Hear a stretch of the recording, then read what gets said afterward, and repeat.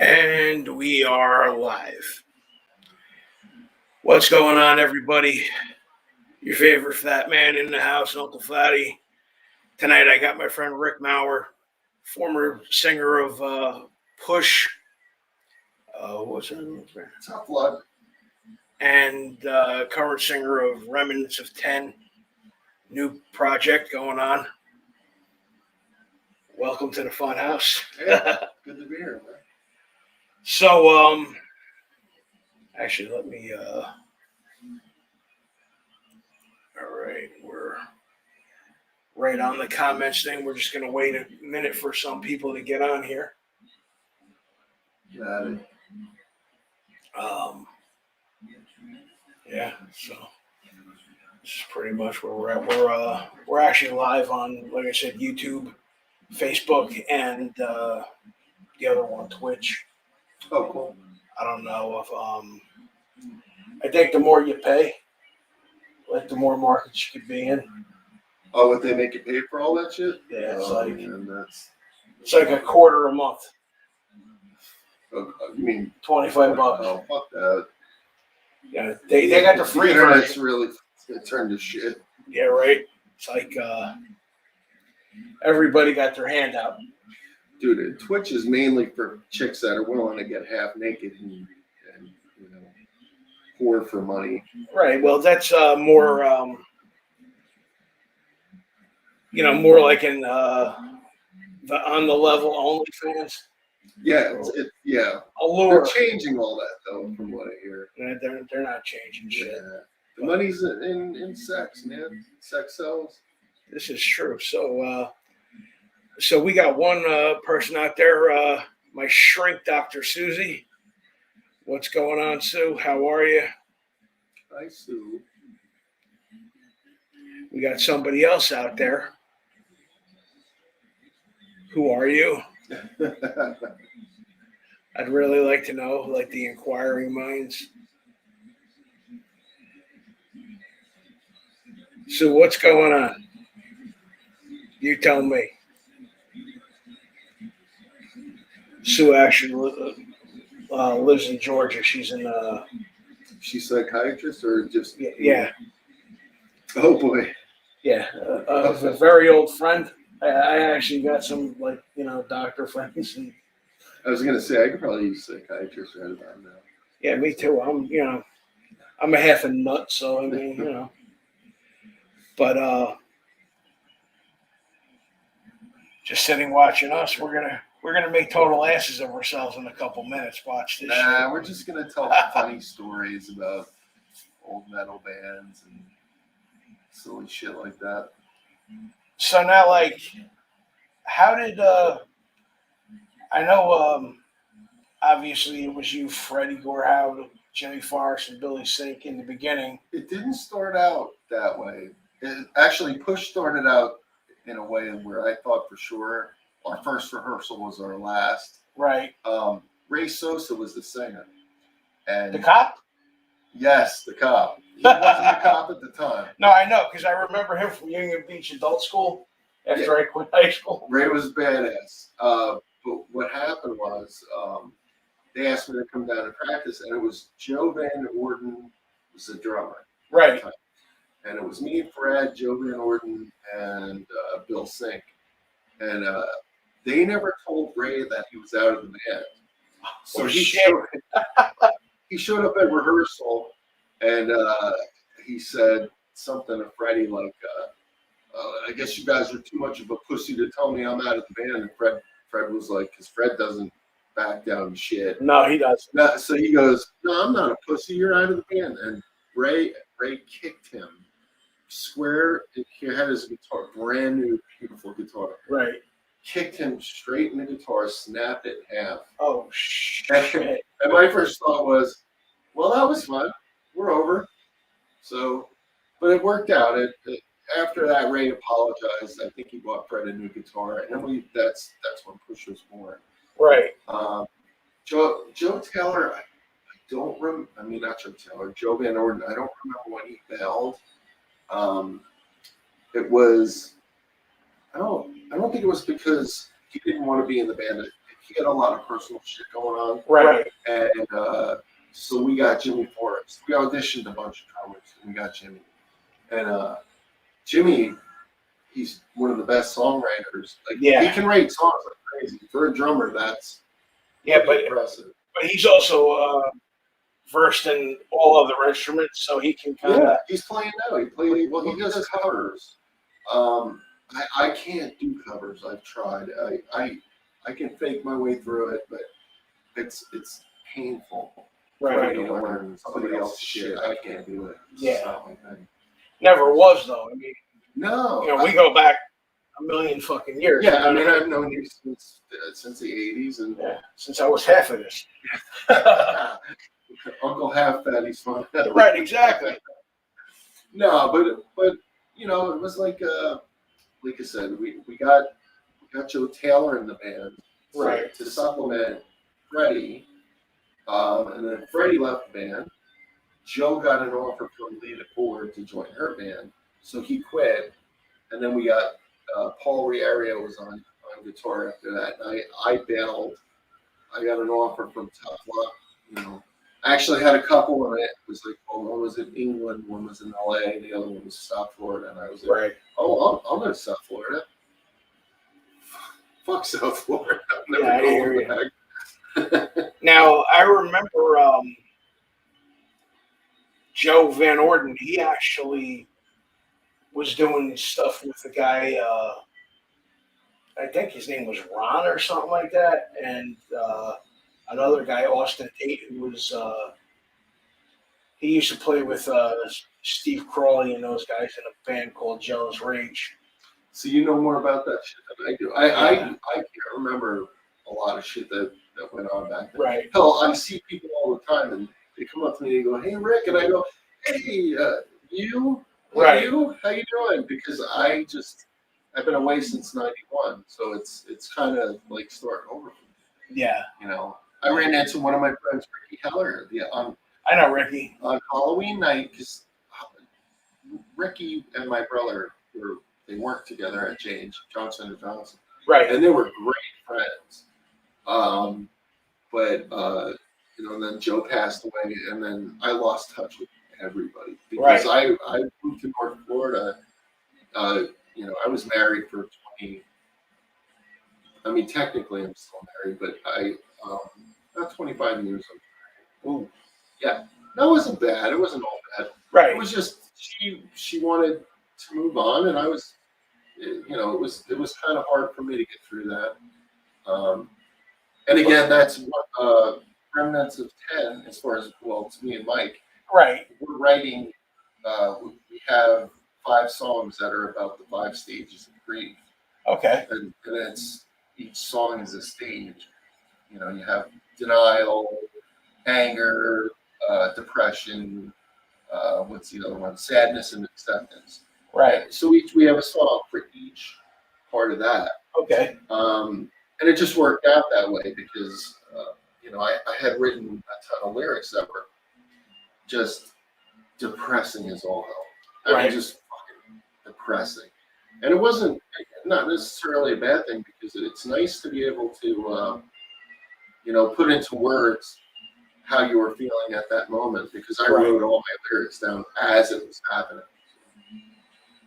Well, hopefully in the next 6 months or so, we have something new out. Well, we have most of the stuff written. It's just getting it on tape because Mike and I are both. Mike works pretty much full time. Right. And I'm on disability because I destroyed my back. Right. And I retired from the police department, which we're not going to get into. Of course not. But yeah, so our time management is a little off, but we're working on it. So. Well, I mean, anything worth doing is always a work in progress. Yeah. And if you're just going to slap something together, it's going to sound slapped together at the end of the day. Well, it's that, and the funny thing is, for 30 years I didn't listen to music. I refused because it was depressing. Right. My wife was like, "Okay, you're your music days are over. Now we gotta, let's start a family. And I was like all for it. And I'm still, I have two of the greatest kids in the world. I have a kid in the military who is just, he's the most level-headed kid I've ever encountered. I never had to deal with drugs with my kids. My other kid got a full ride scholarship to Stetson University. He teaches classes. It's like I'm thrilled. Even if everything in my life falls to shit, I have two kids that did great for themselves. So I'm pretty okay with whatever else happens in my life. And your one son that's in the military, he's like going into that. Right? Yeah, well, right now he's at Fort Myers. He's doing onto that Rambo shit. Well, no, Fort Myers is in Arlington, so they do a lot of ceremonial shit like firing parties at funerals and and stuff like that. And he's proud of what he's doing, but it's not what he wanted, so he re-upped to go to 10th Mountain Division, which he goes next year. Okay. And he's training to go into Ranger School. That's what he wants to do too. So now, what branch of service is he in? Army. Okay. Yeah. I mean, if he was a Marine, he'd be one of the president's men. You know what I mean? Well, yeah, he's just his exact words were he wants to fuck shit up. Well, so it's like, all right, well, it doesn't get any more cut and dry than that. No, he joined up, during the Afghanistan, war, and he thought for sure, he was going. Right. But like I said, being in Arlington it's ceremonial. Rarely do you see those guys go to war. It almost never happens. Right. 10th Mountain, that's a whole other situation. Because those guys were in Afghanistan a long time. So. Well, I mean, as far as I know now, most of the troops, if not all, are pulled out of. That's what they say. For right now. I think they may have a few up in the mountains just checking shit out, just to make sure everything's on the level as far as, where the Taliban says they are or where we think they are. But who knows? Right. I mean, you got them all out there, Taliban, ISIS, and, all kinds of crazy shit. It's a shit show, and it's going to stay a shit show until, either this president or another comes and says, it's in America's best interest. What do you say there? It's like, well, fuck you. Yeah, more or less. I don't want my kid, look, he signed up to be a hero. That's what he wants to be. He wants to be a badass. So that's what he wants. Now, being a dad, I'd rather have him stay in Washington, D.C. and just deal with the brass. Right. So, but, I mean, at the end of the day, you're still a father and you're still. Yeah, I worry about it. You're protecting of your son no matter what fucking age they are. I mean, I'm 50 years old. I still got my parents, up my ass on every little issue. Yeah, I don't worry about it. I mean, most parents do. I can't say the same thing for, I don't know. I think my dad found out I was joining the military. He'd be like, all right, have fun. Right, exactly. Hey, you stupid fuck. I know that's what my father was saying to me. He goes, what, are you out of your fucking mind? Yeah, well, my son can't, he might be listening, or he might actually listen to this later. But he, much better. He had toyed around with the idea to become a police officer. I talked him out of it. I said, there's no fucking way. No. He does search and rescue for a fire, like a fire rescue place in Virginia. So he's got more irons in the fire than anybody I know. So he's training how to, go up in the mountains and rescue, lost hikers, right. It snows a lot. So, but yeah, he likes action. So right, he's a cowboy. Yeah, pretty much. I mean, that's just like a cousin of mine. He did like 2 or 3 tours in Iraq as a Marine. I can't imagine doing that. Okay, now he's NYPD. I'll tell you what, I wouldn't want to be a cop right now.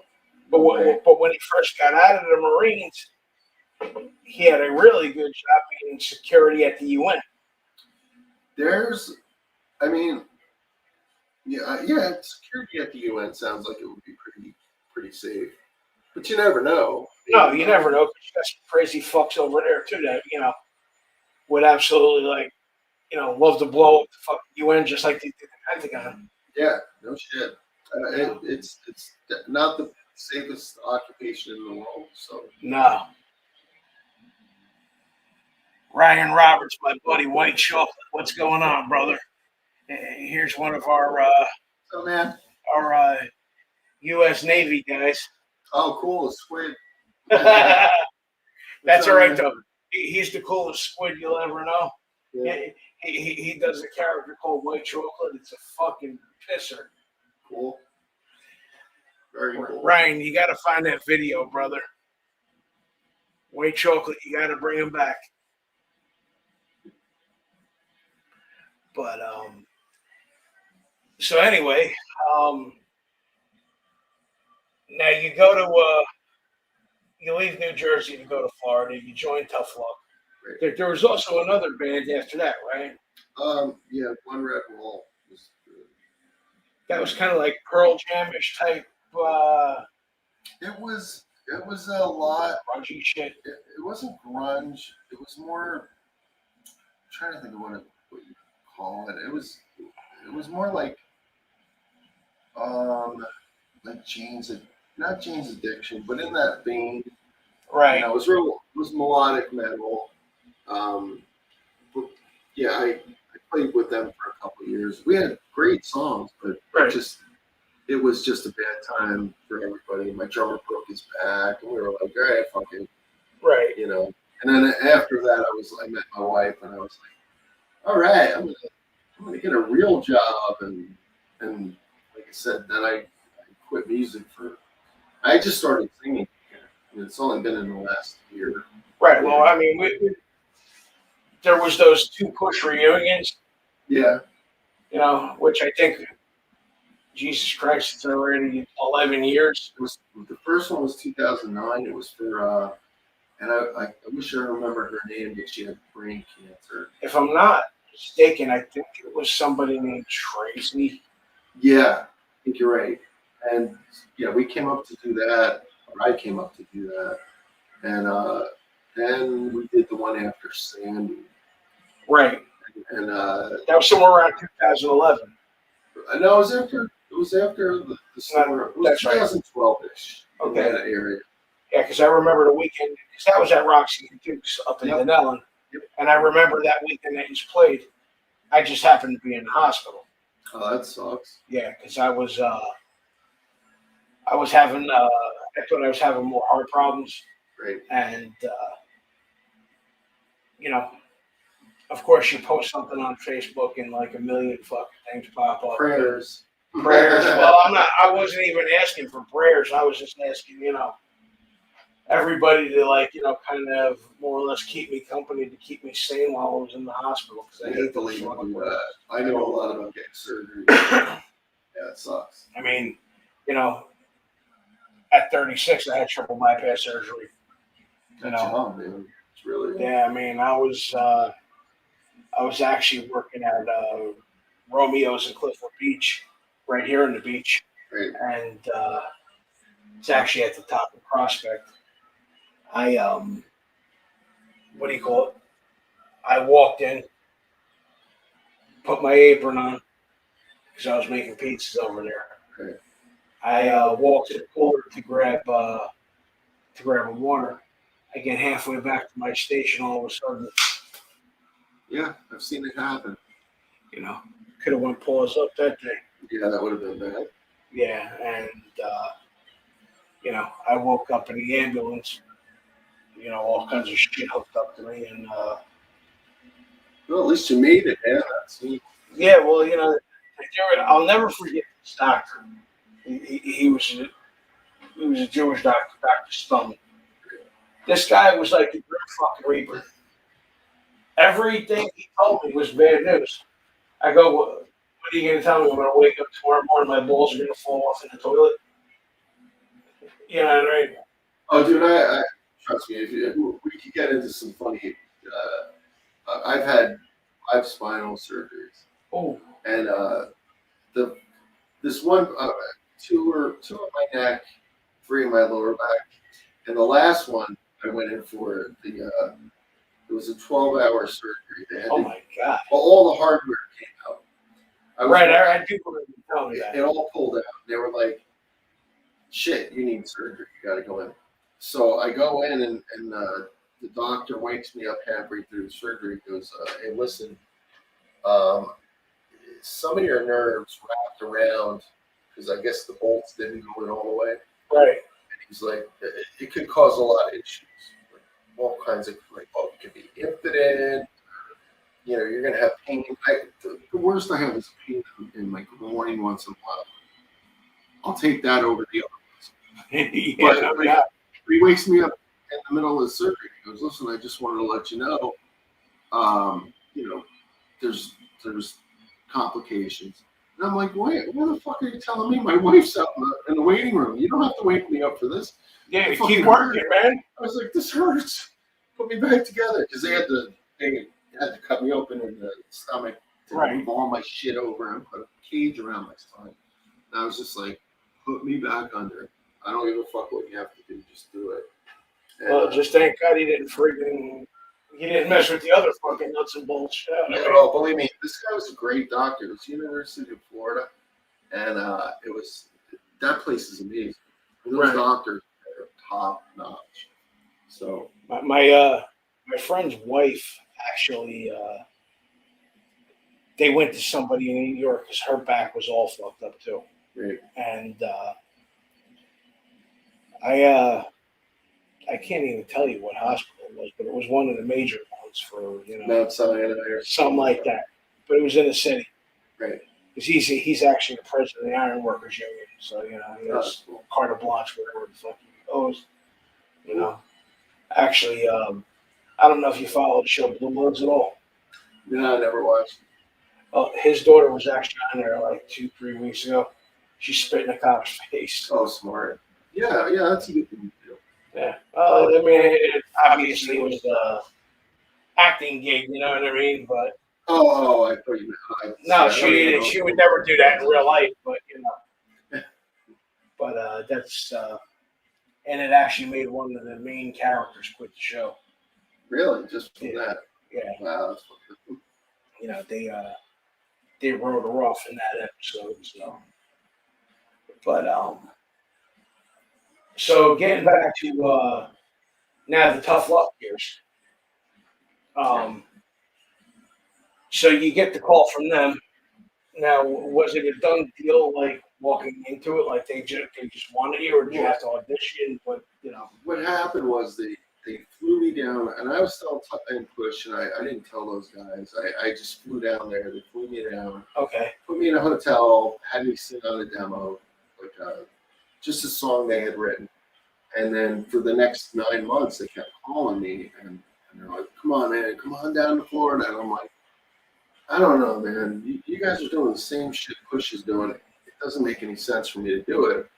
Right. And the guitar player, Dave, who is phenomenal. He really is like, he's in the vein of George Lynch. Like that good. Yeah. He's that good. Yeah, I've heard him. And Dave, what was it again? Yeah, Dave called me up and said, listen up. I'll sit with you and we'll write until you're happy with the music. And out of that came really, like, I'd say 4 or 5 songs that were just fucking good. And I was like, yeah, you know what? Fuck it. You know, because it's different. And we all knew heavy metal or glam or whatever you want to call it. It was dying horrible death. Yeah, it was taking the shit quick. It was bad. Even while I was in Tough Luck, I joined in '91, and we had. I lived at my drummer's house, right? And we're watching MTV one night, and Nirvana came on with "Smells Like Teen Spirit," and we both looked at each other and went, "It's over. It's fucking over." And you know, and I love grunge. I know a lot of guys that were doing what I did were like, fuck grunge, you know, right? Fuck those guys. And yeah, you know what? To some extent, yeah, Kurt Cobain was a dick. He wanted to end heavy metal. he even said it. He was like, "Fuck that shit. You know, we're gonna do something different." I don't care. He's gone. You know. Right. But it's gone a long time too. But the problem was once grunge ended, there was nothing to take its place. There was a huge vacuum in rock and roll, and Right. You had that rap metal shit, and then I mean that stuff's just, right, like that Limp Bizkit type shit. And I'm so not into that kind of fucking music. And then you have Linkin Park, where they do like a lot of spoken word, you know what, and screamers and shit like that. I had a lot of respect for Linkin Park. What was the singer's name? Chester. What was it? Bedingfield or something like that. I had respect for him because at least he was trying something different. Right. And I know when Cornell died, it really fucked him up, and that's why he committed suicide. Right. But after that whole like Soundgarden, I still think I can listen to Soundgarden, anything they ever wrote, and I'm like, I'm in. I love it. Right. But man, when that ended, it really did just take everything with it. There was nothing left. But I mean, even like, Soundgarden, Pearl Jam, when they kind of interweave themselves with Temple of the Dog, then you go as far back as Mother Love Bone. Well, Mother Love Bone was I was one of the first people in South Florida to have the what was it, Apple? Yeah, the Apple album. Right. With like Stardog Champion and Man of Golden Words. Yeah. And people were like, what the fuck is this? And I'm like, you never heard these guys before? And I'm like, check it out. And I mean, Pearl Jam is essentially Mother Love Bone, but with Eddie Vedder. Right. But people were like, they were blown out by it. A lot of them liked it, but a lot of them were like, fuck these guys. They're not real talented. I'm like, they're not dope. They're great.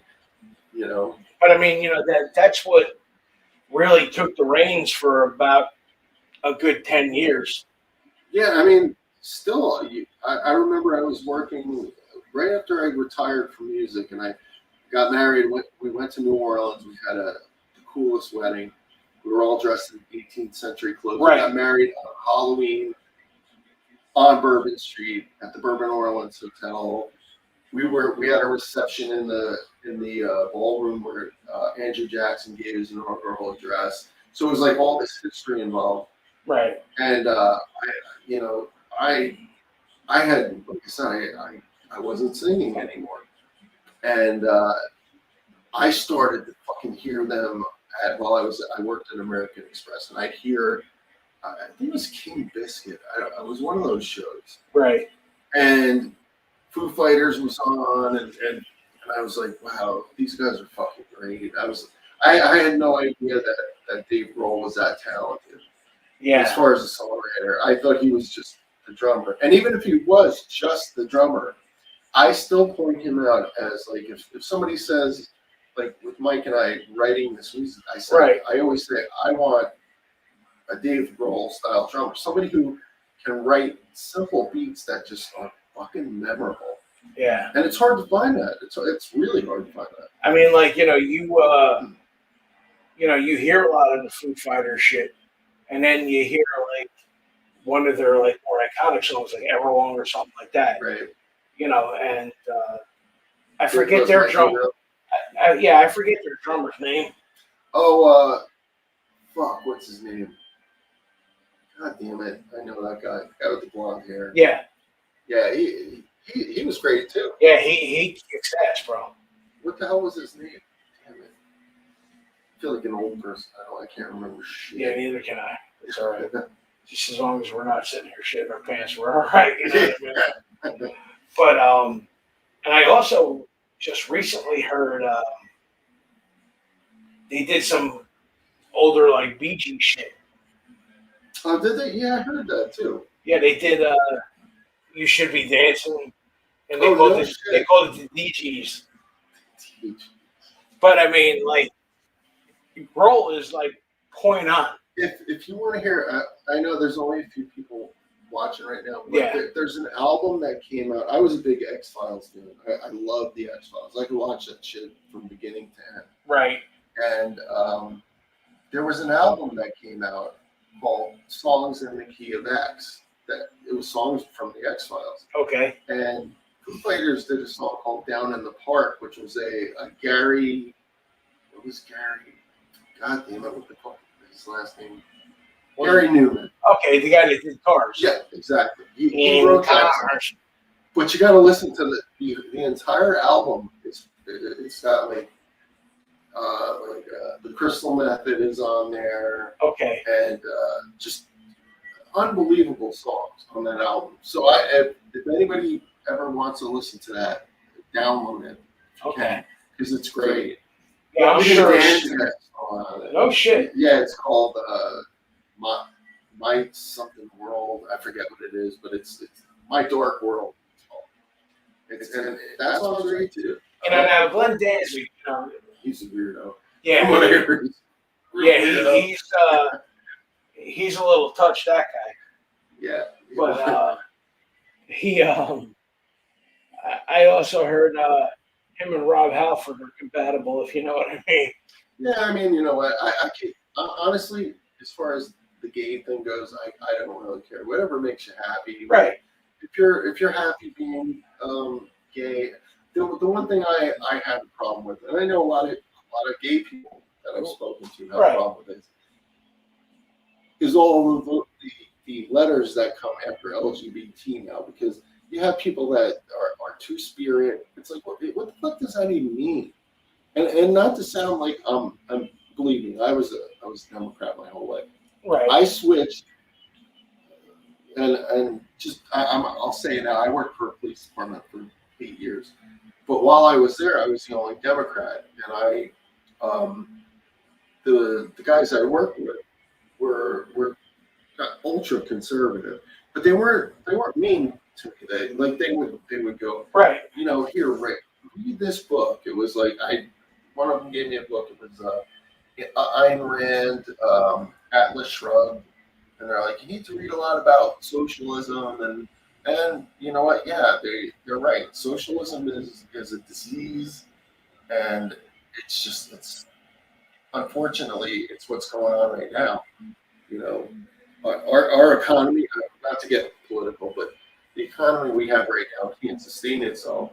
We're so far into debt, and China owns all of our debt. And if China really wanted to screw us, they could just call on our debt, and we'd be absolutely helpless. There's nothing we can do about it. Right, exactly. And we have to go to war, which is what is scary. And well, China knows it too, but you know. I mean, to be honest with you, I put the next war, I honestly thought it was going to be with the Russians. I honestly don't think the Russians are. I mean, Russia and China probably aren't a match for us. We can't fight more than one of them at a single time. Now mind you, I'm really going off of that movie, The Man Who Saw Tomorrow, like all the Nostradamus stuff. Right. You know, because they were saying, you know, around, and I seen this when I was a kid. Like I'm talking I'm talking like a 10-year-old kid. It was narrated by Orson Welles. Yeah. So. You know, and he said like around this time, you know, this is when the shit's gonna hit the fan. And then they said the eagle and the bear will get together to whatever. I forget what the quote. I mean, it was written in Fortran, so you know, it was. He purposely wrote it that way so that he wouldn't get, you know, burnt at the stake for being a heretic. So. Right. But whatever. But yeah, politics is one of those things that I try to stay away from. I have to.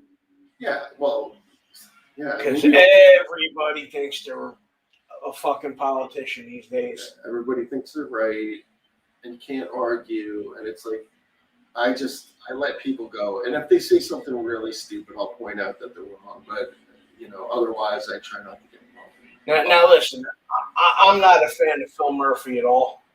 Right. Okay, just mostly because I think all politicians are dickheads. Mm-hmm. That sums up. Yeah, but I mean, you know, not for nothing. Even Setterelli, okay.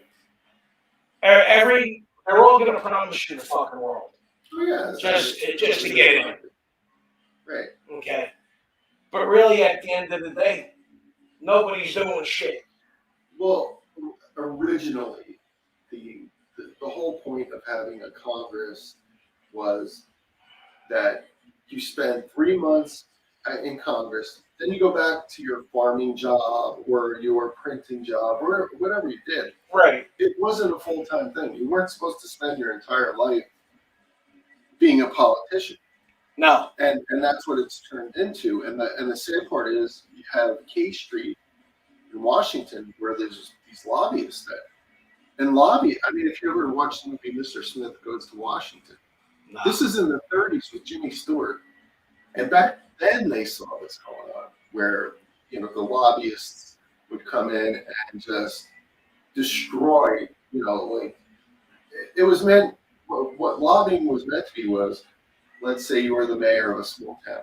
Okay. And town didn't have enough money to put in sewer systems or traffic lights, whatever it was. And you would get one person from your town to represent you and go to Washington and lobby for it. It was never meant for corporations. Right. And that's kind of what's killing the country. Because we have lobbyists who's, they represent other countries, not us, like China and the Ukraine or whoever. But yeah, again, I won't get into politics. It's but like I was just saying, and I'll just touch on this real quick, and then we'll kind of get back into things. Yeah. Like I said, they all promise you the world, all short on delivery. Right. Yeah. Phil Murphy, like I said, I'm not a fan. However, at this point of the game, okay, which basically New Jersey followed suit of New York during this whole pandemic and blah, blah, blah, Right, blah, right. blah. So it really doesn't make no sense to make a move now. You know what I mean? Meaning changing, your state head. You know what I mean? Well, see, I disagree a little bit because, I mean, look, no matter who you have, Republican, Democrat, 90% are full of shit. Right. The problem is you have states, and I've been in Florida, technically a Florida resident.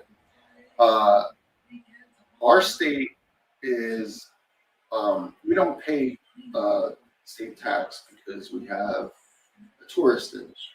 Right. Now, that said, our state runs fairly smoothly. There's very, I get to carry a gun whenever I want. I don't have to worry about any bullshit. Right. And then if you compare another state that also has that is similar, that has a huge tourism industry, is California. But they charge the same tax, and their gas prices are over $6 a gallon. Shit. That is because they said, "Oh, we're going to tax."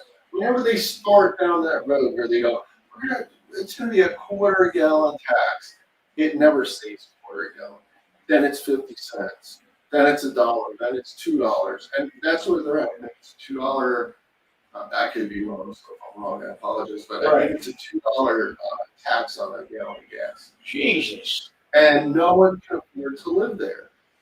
So what happens is, long story short, you get people from New York. I own the house in Pomona Park, which is this really 800-person town. Right. My house sold for 5-6 times what we paid for it, and this is only a few years ago. Right. But it's New Yorkers and New Jerseyans moving to Florida. But the problem is they bring their shitty ideas with them. You go down there, if you're going to vote for the same shit that ruins your state, then you're doomed. There's nothing you can do about it. Right. So, again, politics. Yeah. It is what it is, but, So now, okay, jumping back into music real quick, we're gonna probably go for about another 10-ish. So now, I think where we where we stopped was you and Tough luck. Dave from Tough Luck were writing. You just wrote a few songs. They were turned out really well, and Some of them did. Some of them, it was a mix, which is bad because we had songs that were not metal. They were almost on that edge of being not grunge either, but very like with the new metal type sound. okay. But then we had songs that were just fucking garbage that were, like because I and again, it's not all their fault, but pulling them out of the 80s because the band Tough Luck before I got in it Right. was glam. Yeah. And I told them, I said, I'd rather eat broken glass and wash it down with fucking rubbing alcohol than play this shit. And so I said, unless you guys want to change, I'm not doing it. And they did, for the most part, change. Right. But it was too little, too late. I think for that scene. Yeah, I mean, like when I watched the movie and they had mentioned you, it was you better explain that one. Yeah. it was really just like that split second. Yeah, we had another guy. His name was Rick Maurer from Jersey. He was awesome, and that's where it stopped. Yeah. You know what I mean?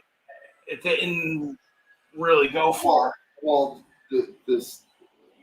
I'll tell the point. The point is they did a documentary on the band Tough Luck. I wasn't in it because I said some terrible things about them.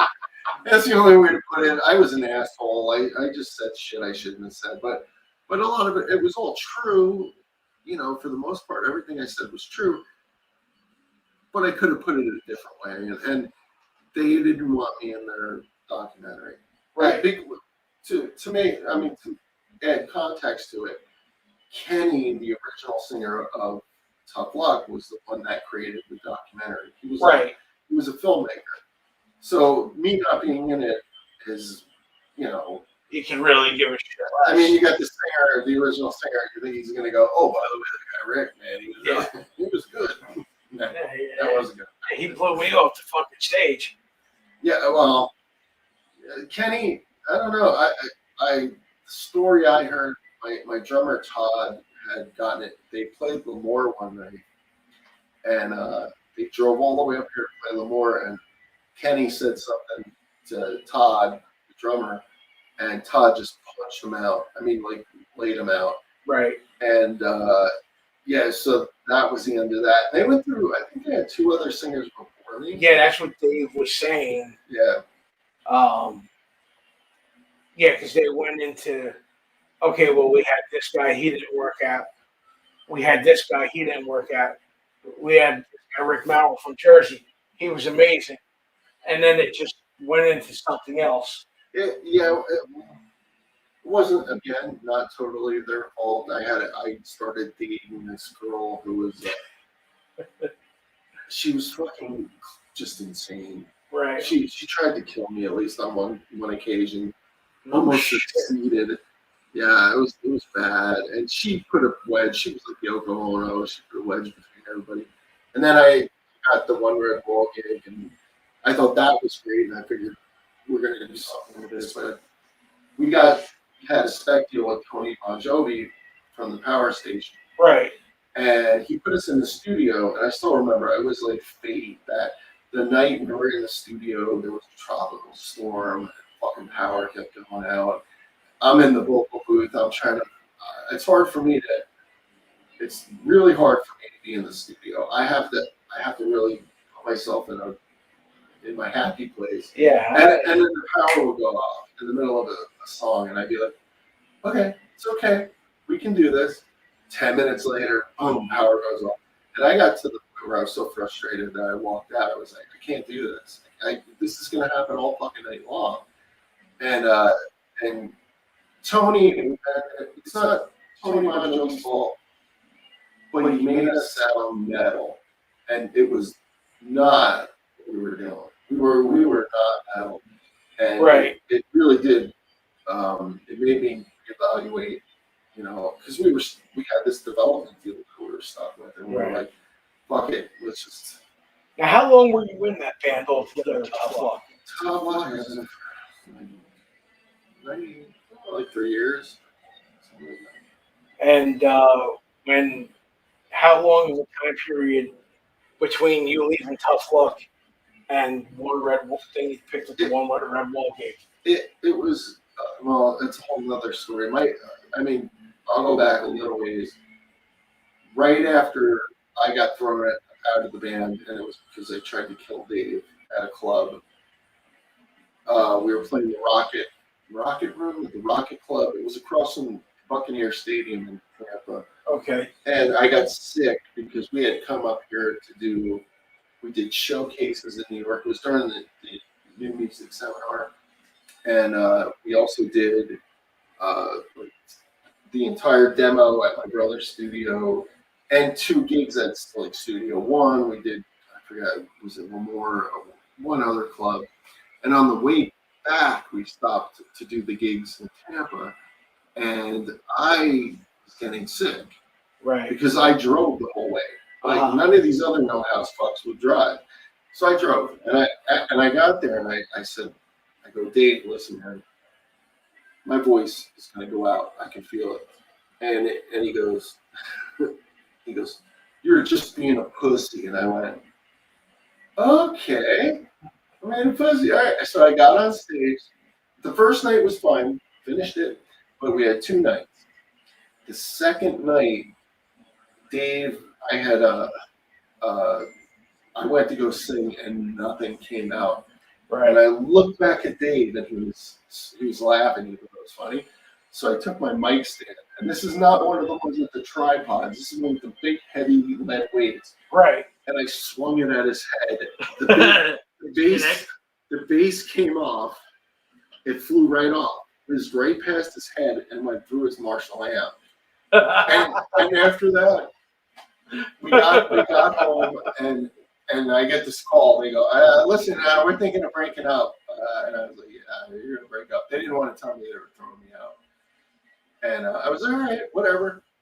And then I guess they badmouthed me to a bunch of musicians, so I couldn't get a gig. Nobody would work with me. And then Tommy from One Real, he was in a band called Heartless. They had a couple albums. Okay. And he called me up and he's like, come on down, we're going to Tampa, we'll try it out, we'll see how it goes. And he looks at me and he goes, man, you're not a dick. And I go, well, thank you. He goes, no, Dave's telling everybody you're a dick. And I went, oh, I'm going to kill that motherfucker. He's dead. And then there was, trust me, there was more after that. I'm sure there was. But yeah, and then after that, I got sick of it and I dated my wife, Julie. We were together 25 years, and then we separated about 2 years ago, and I haven't talked to him since. So. Right. But, now I'm here. Oh, at least you're home now, you know what I mean? Yeah, I wish it was under better circumstances, but yeah. I'd rather be here than Florida. I'm not a fan of Florida. It's too hot.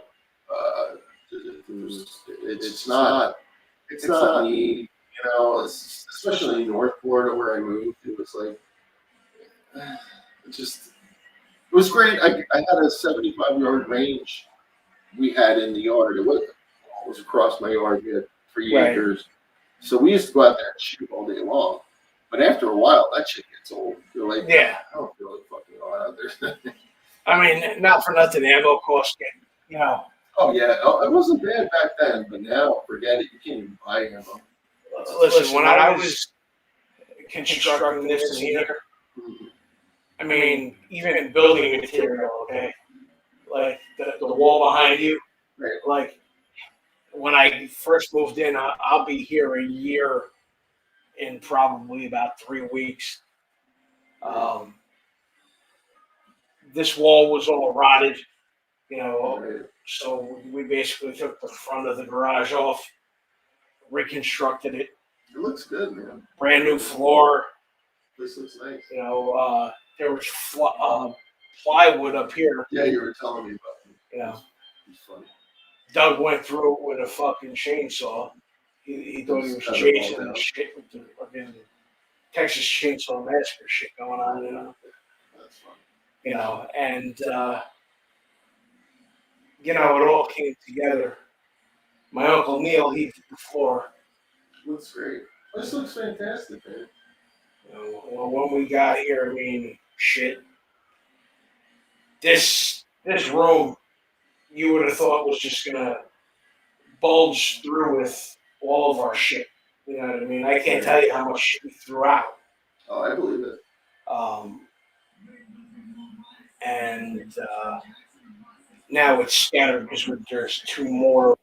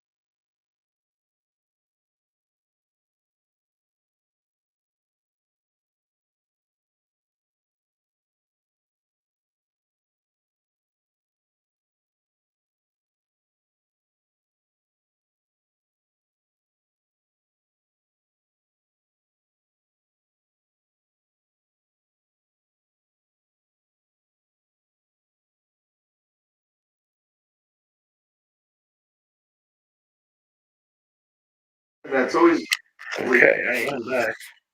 Oh, John's back. Now I gotta make sure my camera's not all fucking crooked.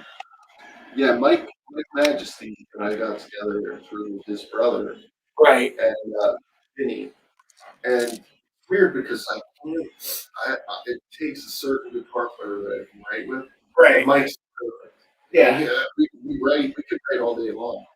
So that's great. So I'm psyched to be doing this project. I think it's cool.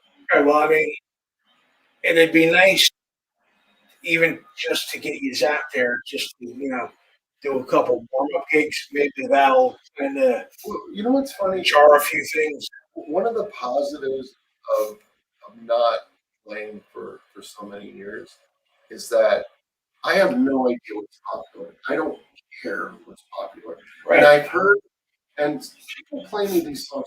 I was known as a screamer. I could scream, and I just don't want to. I think it's takes away from the songs, and I've seen bands play where I go in the room and it was just this high, just falsetto for like 10 minutes, and after a while your brain does this thing where it tunes everything out. It just you ignore it almost. If it's not done right, Yeah. just but again, we're writing stuff that I don't know if it's popular. I don't know if anybody's going to like it, but I like it. So if as long as we're happy with what we're writing, I'm fine with that. I mean, here's the bottom line: a hit's a hit, no matter what. Yeah, that's not even about a hit. It's just you know me, man. I can't. Right. I can do covers if I had to, but I don't want to because I have a tendency to try to sound like who I'm singing. Right. So if it's Bon Scott, I can sound like Bon Scott. If I do Chris Cornell, yeah, I can sound like Chris Cornell. I mean, I'm not in the same ballpark. Right. I but you put the effort forth. Yeah, I mean, but I can't imagine myself doing covers. It's almost like to me that's suicide. It's just I just can't do it. I mean, you were always an original singer. I mean, even I mean, there was when I played with John from Black Label. When we were kids, we were all in our early 20s.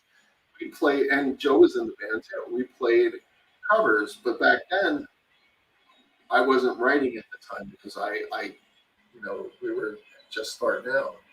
So But yeah, it was fun, but I couldn't do it now. I No. would lose my mind, and I've already have lost enough of that, so I can't afford to lose anymore. I mean, even that's just like, like Rocco and, guys like that, Yeah. Oh, dude, Rock was great. Yeah, he's amazing. And you know what? I know when I talk to him, it's funny when I talk to him on Facebook. I'm like, dude, you were like the best singer in New Jersey. Him, Russell Arcara. I mean, there were very few guys that were from Jersey that where I would listen to him and go, holy shit, those Right. guys are good. Rocco was the greatest songwriter, and Russell Arcara, holy shit, he's a little guy, but man, his voice is fucking gigantic. It really is. I mean, it's just Trista, what's going on, honey? Carlo, how you doing, pal? Rick Giarmo, what's going on, brother? Dr. Susie, I don't know if you're still there. Well, we had an audience, and we're just about at the hour mark. We're gonna I'll go just at the hour, and then we'll slice it off there. But yeah, I mean, bottom line is, dude, I'm really glad I'm back. I mean, I always thought I'd come back here and be like, oh shit, but it's been nothing but, I mean, not all of it, but it's been good. Right. So I'm fine that I'm back.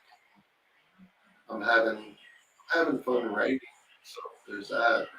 Well, the thing is, as long as you're writing and even if you're, let's say, humming melody, you know what I mean? At least you're getting an idea.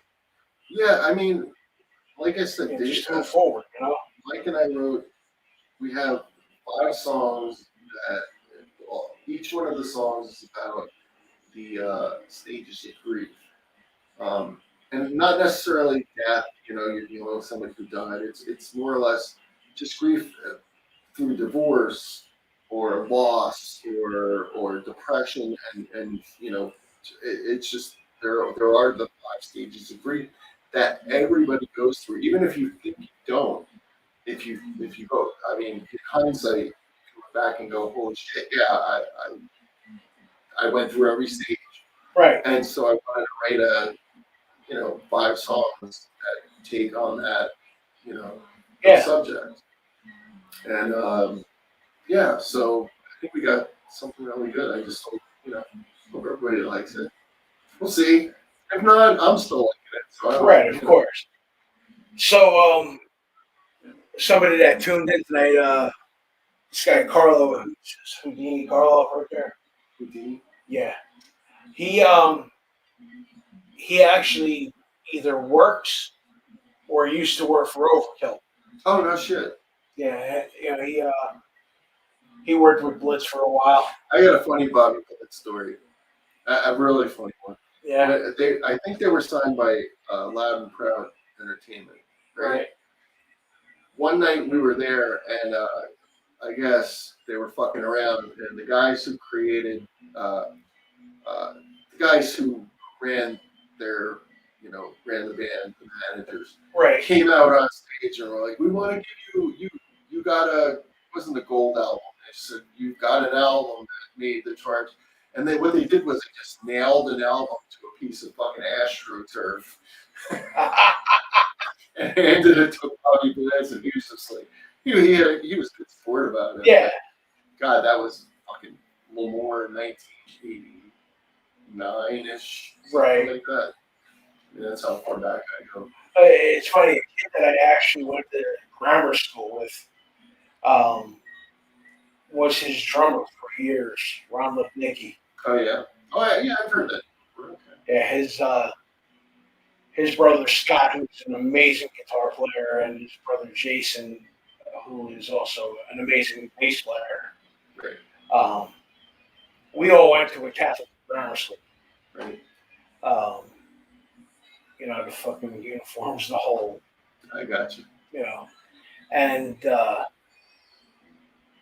Ronnie, even back then, was just this, like, he was a quiet kid. You wouldn't even know that he had, like, the slightest bit of musical talent. But even back then, as a, 12-year-old kid, unbelievable drummer. That's cool. You know, and Scott, he was actually the one that introduced me to Kramer guitars. Nice. You know, which unfortunately I don't even have one hanging on my wall, and I used to own like. Step up your game, man. I almost bought one a couple weeks ago. Should have. But that was like the week that I literally just went back to work. I got you. So I only had a couple of bucks in my pocket. I didn't even have enough for a down payment on the fucking thing. But Guitar Center had an old Kramer Pacer. Right. And it was like somewhere in the neighborhood of 600.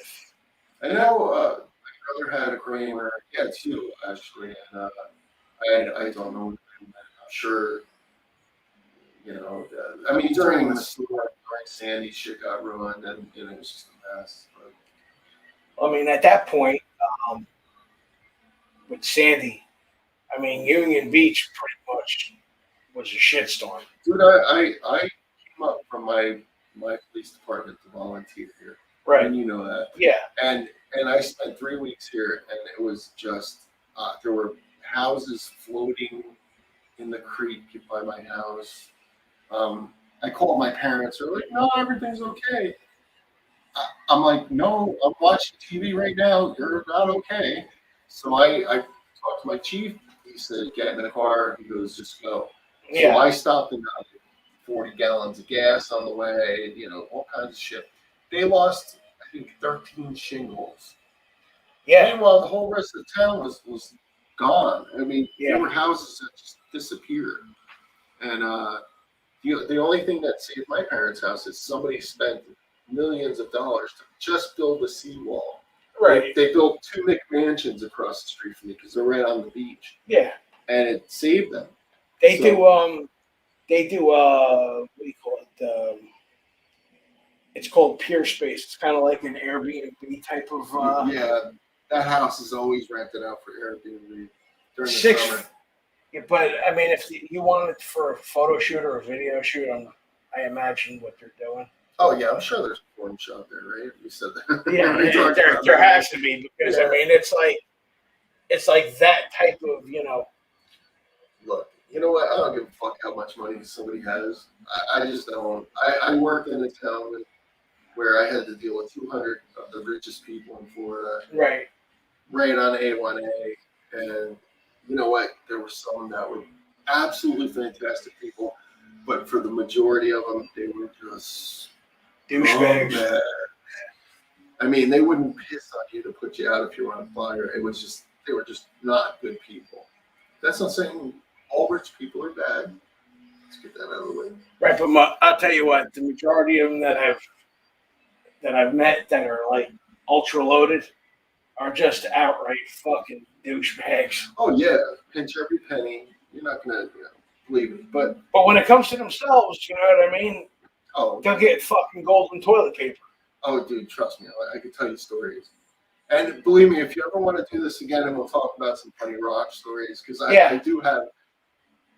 I've got a lot of good ones. I'm sure there's famous musicians who have better ones, but I have some good, I played with Marilyn Manson once, and that was a literal shit show. Oh, I can imagine that. A literal shit show. It was just fucking right before Trent Reznor signed them. Well, I mean, I remember, before he got real popular, I remember seeing flyers for him and Kid Rock at the fucking Birch Hill, and all the local clubs around here. And that's probably around the time you had moved to Florida. And well, they were called Marilyn Manson and the Spooky Kids, and and all of their fans were these little goth kids that carried around lunch boxes. And I was always like, what is this? But, you know, their following got them huge gigs. They were playing big shows. And God bless them. I mean, their music's, I actually like some of the music. I think it's good. Manson's music's not bad at all. No, I mean, I've heard way worse. And I'll tell you what, not he does some pretty good covers too. Yeah. I've heard a couple of them. Yeah. What was the one song they did? Oh, they did Tainted Love. They did Personal Jesus. And then what's Sweet Dreams? Yeah, that started it off, I believe. Yeah, that was good. And I think, if I'm not mistaken, and I know I have this on my hard drive somewhere, him doing Like a Virgin for Madonna. I can believe it. You know. But, yeah, man. But listen, he does, between like him and, you know, taking it like to a more sane level, like him and Joan Jett, you know, they do the best covers. But then again, if you hear Dave Grohl do, you know, something by the Bee Gees. No, I'm telling you right now, listen to Down in the Park by the Foo Fighters. It's only on the Songs in the Key of X album. Okay. And it is fucking the best cover. It's great. Like and you know, what's it? Soul Coughing does a song too called Unmarked Helicopters. It's one of my favorite songs. It is the coolest song you'll ever hear. I even think the Foo Fighters did a cover of Baker Streeter. Yeah, you know what? I think you're right. Yeah, that sounds about right.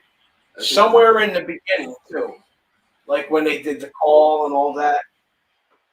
Yeah, I mean, I think I've heard that song, but yeah, I mean, look, Dave Grohl seems like the coolest motherfucker on the planet. Yeah, he just seems like one of those guys that you'd be like, you know, I mean,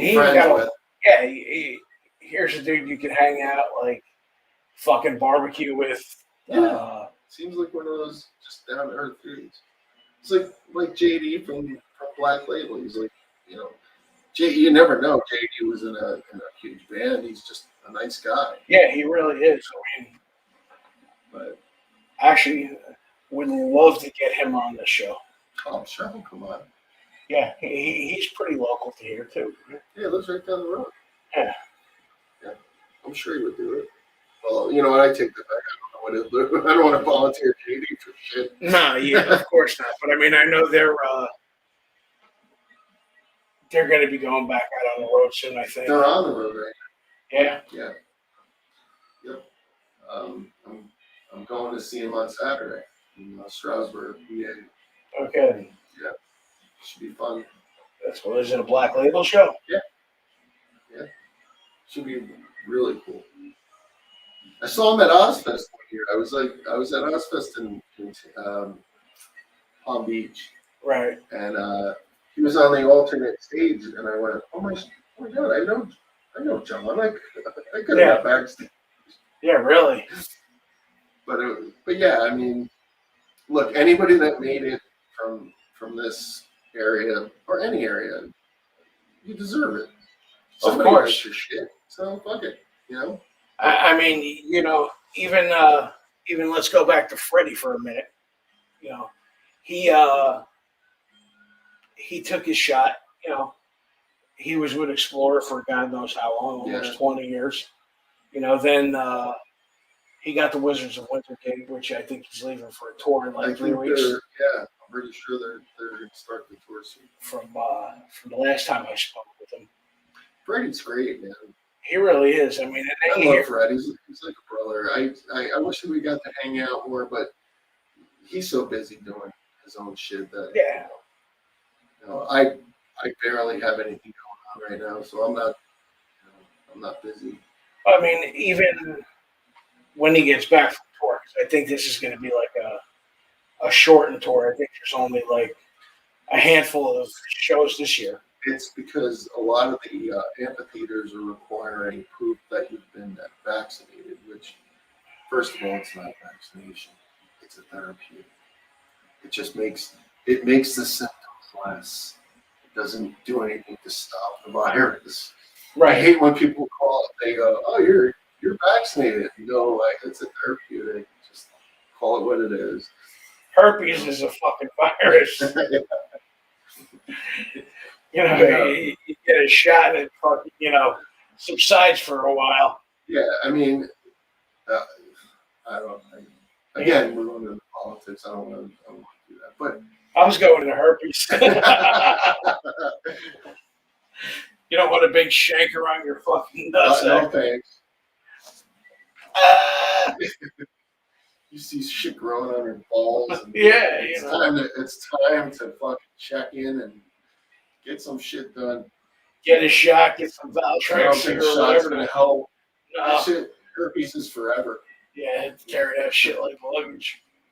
As Eddie Murphy once said. But,